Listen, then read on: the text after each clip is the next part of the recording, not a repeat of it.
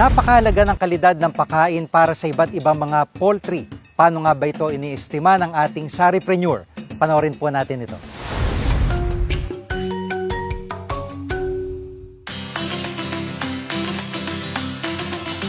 Magandang umaga mga kasalimanukan.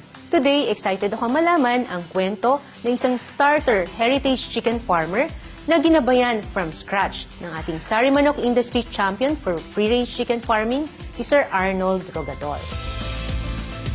He showed his appreciation for the beauty and benefits of good poultry nutrition.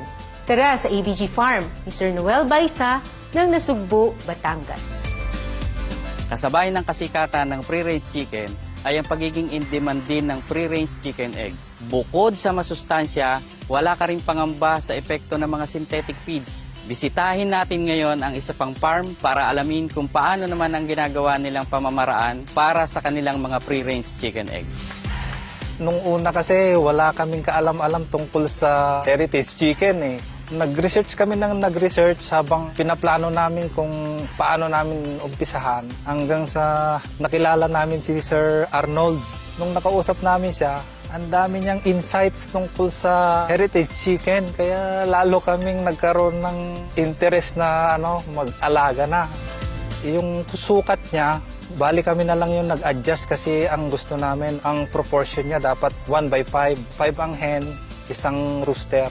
Kaya in-adjust lang namin siya na sakto lang yung 6 na chicken dun sa sukat na ginawa namin.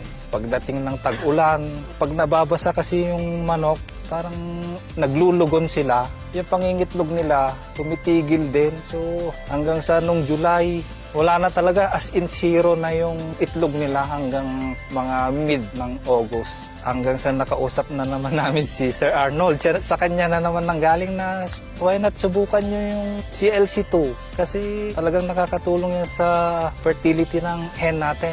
Kaya doon kami nakakuha ng idea na pakainin namin sila ng CLC2.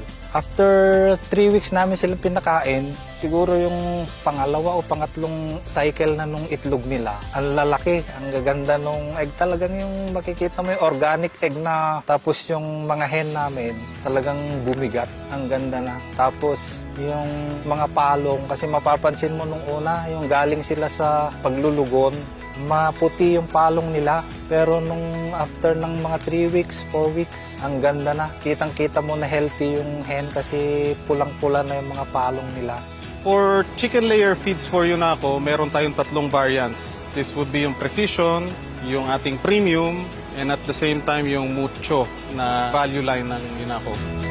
Sa mga nakasubok ng ating Sarimanok layer feeds, ang mga naging benefits at nakita nilang improvement would be, of course, yung egg production. Second would be yung eggshell quality, egg size, at the same time, yung persistency. Even though matanda na yung mga layers natin, we receive feedback na maganda pa rin ang mga production.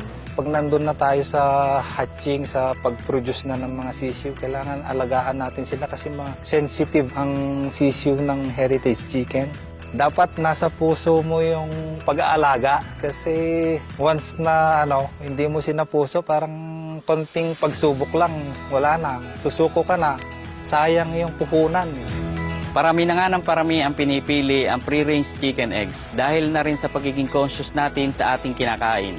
Choose healthy, choose free-range eggs.